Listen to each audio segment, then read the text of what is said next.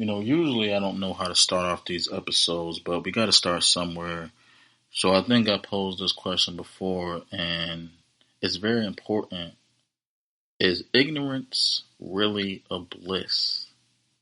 Or is it best to have all the information that you can possibly have in order to attain what you need for your life? What's up, blessed ones? You are now blaring the podcast. Brought to you by AB1 Studios. Thank you for your time. Listening. You want to know something else, blessed ones? It's a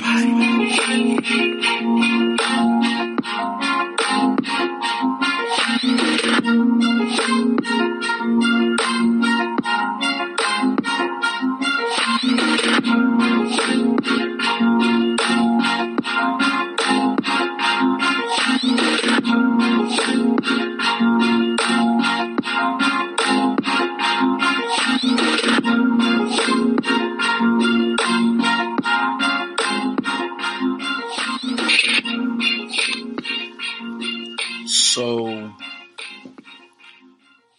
I was looking on Instagram and I seen this video of this woman. She was on a flight with a gentleman. This was a black woman, then this is a white man, and apparently he made some racist remarks in his text messages. And, she confronted him about it, spoke what she said what she said. And, let me really just play the clip, because the one thing that I want to make clear is that I do not really care too much about certain situations, but there are some instances that needs to be put on the table and drawn on the board so we can, have some type of dialogue and some type of change. Okay. I wasn't going to say anything, but I decided I want you to feel as uncomfortable as I do. And I want you to know that I saw your text messages and I think you're disgusting. What text messages? You know exactly what I'm talking about. I'm not going to repeat it because everybody doesn't need to know, but I want you to know that I know. I saw you and I think that you're disgusting. You don't have anything to say to that, right? Yeah, I didn't think so. And speaking of, yeah, you should. And speaking of airlines weeding people out, maybe if they raise prices, maybe you wouldn't be able to afford to sit with your family. That way they don't have to sit next to black people. Okay? Yeah. No, yeah, you don't have to be sorry to me. You're sorry because I saw it. But I want you to feel as uncomfortable as I do sitting next to you. You should be. So, you know what? I wasn't gonna say anything. So the text message, I mean, it's clear as day on and this is posted by a shade room. That's where I seen it at. But it said apparently this guy was texting somebody. He was like, "Yeah, we're still in the gateway. Hopefully, the airlines will continue to raise prices and weed out these people because Ryan is sitting next to a huge black woman." Now, here's my thing.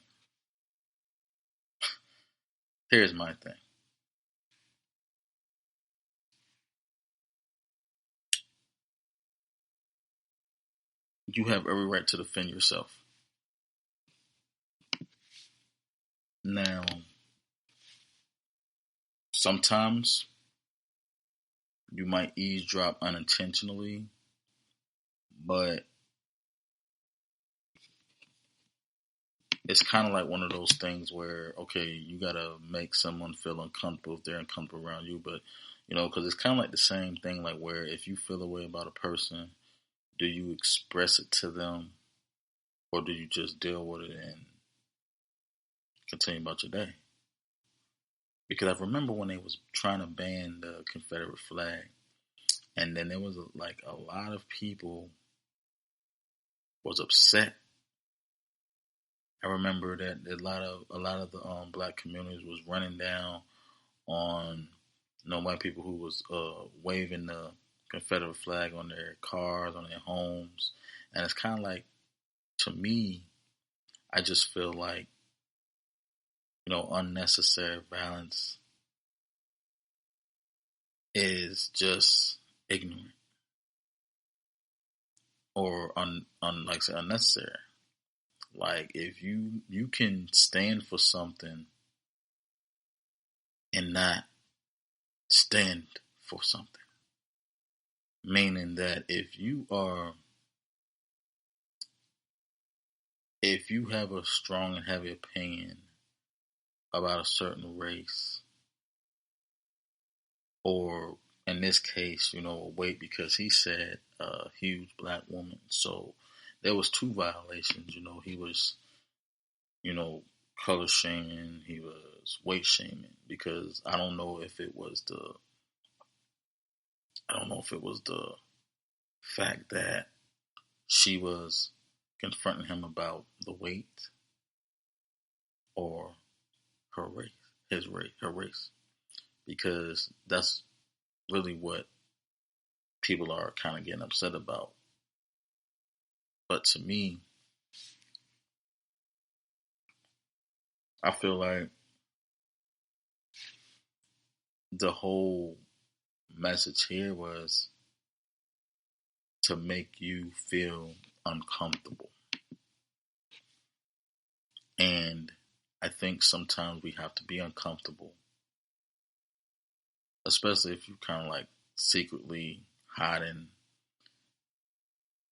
hiding your truth. But again, he wasn't. She was the one that confronted him. He was talking, like, if you're talking about me to somebody privately, and I find out about it, I may do the same thing, especially if I know you were specifically talking about me, because it was pretty clear that in this message, this text message, that this man was talking about the lady that confronted him. So, I just wonder, like, how do y'all deal with, is it warranted, even though it was in the private message? Was she wrong? Because I don't know if she was looking at his messages, or well, clearly she was able to take a picture of it, but it's still kind of like, was she wrong? Because I feel like that, she wasn't wrong. I just think, like, she was defending herself. It's like, imagine you sitting next to somebody who has an issue with you for whatever reason. I would like to know, at least, so that way, I'm not an awkward person, but I would like to know that, like, if it's, and maybe it was just kind of like in a sense of, okay, yeah, we can weed out, like, the weed out part is really what is the highlight. I want to weed out the black people. I want to weed out the fat people, because as the prices go up, they won't be able to afford it anymore. And that's just kind of also ignorant as well, because you don't know what this person does. Because the fact that you're on the flight, what do you do that can make you justify that, hey, you're making enough to do that price? That's kind of what white privilege is. He was pulling his white privilege card. But, I really just want to know your take on it. Is ignorance a bliss? Is it better to know what you're dealing with? Or is it just like, hey, just keep your distance? Because one of those, because to me personally, it's kind of hard because like I work in retail. I'm a manager at a auto store, auto zone, and I mean, I'm sure I'm servicing a lot of people. Some people might not like, blacks, but they still need a service. They still need to require service. They still need to be required a service from me. But like I said, they don't say anything that makes me like even suspect it. I mean, like I'm from the 757. I work in Chesapeake, Virginia. I mean, it has some country, it has some not. But the only thing is that I'm in retail. Like I think you don't have to respect me, but don't disrespect me. And I say it all the time. Like I don't always think it's important to get confrontational if you don't have to. It's like one of those things where it's like you can always defend yourself, but if it's like but again, I can't tell somebody how they should feel. But it's like if it's not an immediate threat, sometimes it's not necessary. I mean, I'm with her. I'm with this lady. Like I agree with her. I mean, a lot of people might feel like hey, she was brown nosing. She could have. He wasn't like it was. She was nosy, but it's like she might have felt kind of like, hey, I'm sitting next to this guy who is kind of insulting me, and I know he insulted me, but he's not. He didn't bother me. So it's one of those type of decisions because again, it's like life is about the decisions that we make, and it goes back again. And I can't. There's really nothing to really like share, but it was another video that I seen. There was a like two adults was fighting in the movie theater at the Little Mermaid series, and it's like y'all was in the movies with kids and y'all fighting, arguing about whatever, and it's like, what do you do in that situation? Like, how serious can a issue be that you're going to fight in a movie theater? Now, I'm not one of the parents that's like, hey, don't cuss in front of your kids, don't smoke in front of your kids, don't fight in front of your kids. You got to lead by example. I don't do any of that anyway. But I feel like certain things doesn't need to be exposed in public. Certain things don't need to be exposed in front of your children. But it's like if you're, especially like if you're a parent and you don't want your children to see certain things, do you shelter them? No, but you have to explain to them like, hey, some people just don't act appropriately. You know, I have seen a lot of fights. I've been in a lot of fights. But since I've been a parent, I've been a little bit more mature, a little bit more wise in the moves that I make. Even in dating, it's like the same thing. How does this affect me as a father? How does this benefit me as a man with a child? So it's like, and I have a son, so I have to raise him as a young boy who will be a man one day. But I move accordingly. There's certain things that I can only tell my son now. There's certain things that I don't expose my son to if I can help it because I don't feel or believe that he has to know it. He needs that information now because, like I said again, the devil is the author of confusion. And sometimes I can get confused, and sometimes I can get misled or misinterpret or understand certain things that I cannot, take back. Children are impressionable, and I'm gonna be honest. So are adults, especially adults that never been anywhere, never experienced things. I had experience. I've been places. I've done things. I haven't been, out the country or anything, but I've been through life, and I'm still experiencing things. So for me, when I have information that has been useful for me, I apply it to what I need to apply it to. By now, you should know that I am a social media user.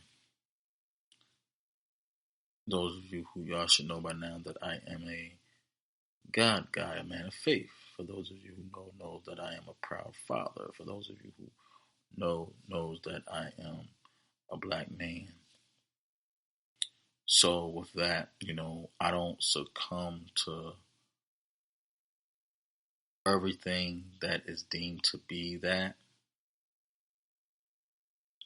though I am that, but it's certain things that are different. Like, I don't really discipline my son the traditional way, like with spanking and beatings. Like, that was something that was going on before, but I had to learn different ways to teach him and to instill in him something that he won't,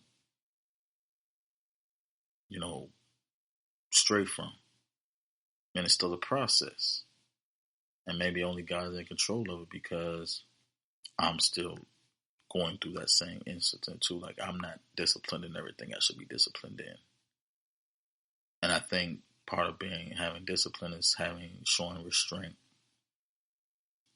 Ignorance is a bliss, because they say what don't kill you make you stronger.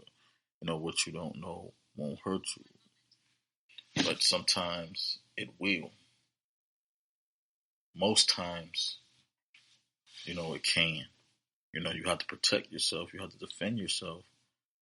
But I think it's like,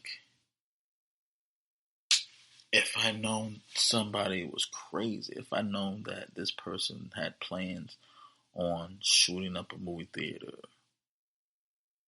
if I had known this person was going to, crash the plane, if I had known that this person was going to attack me, I would then take the proper steps. So to me, the more you know, the better. But that's just for me. Everybody can measure what their tolerance and limitations are. Ignorance is a bliss, but difficult is not impossible. The harder it is to do something isn't always the fact of the stronger you will become, because things can be mental as well. So if I don't know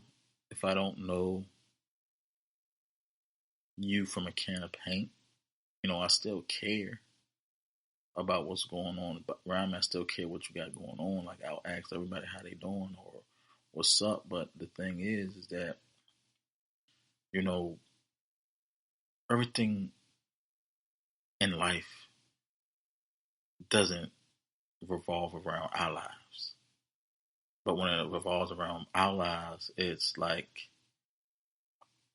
hey, but that's the thing. We all have that measuring stick. It's all about decisions. Like, this woman felt uncomfortable knowing what she knew and confronted it. Could there have been other ways to go about it? Maybe. But we only make the decisions that we believe is best for us. As long as nobody's hurt, as long as no crimes committed, I think things can be handled effectively. And I think that was effective. So that's like, hey, you don't, and I mean, I don't really think that the text message was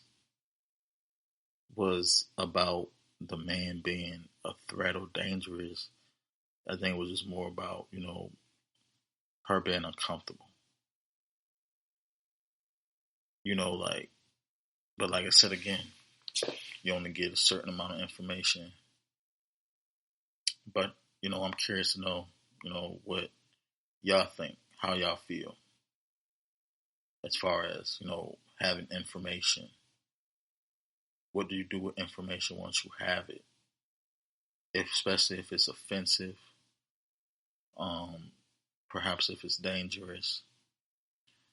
What do you do? Imagine having a friend and they're being played, but you have a relationship with this person and they know, like, hey, don't give them false information. Like, how how accurate is the knowledge that we have? But again, life's a gauge, decision is a gauge. Do with the information what you will, willing to deal with the consequences. It's a risk worth the reward. That's why I always say what I'm about to say. Stay safe, be positive, productive, and prosperous. As always, this is Blair, and I'm out.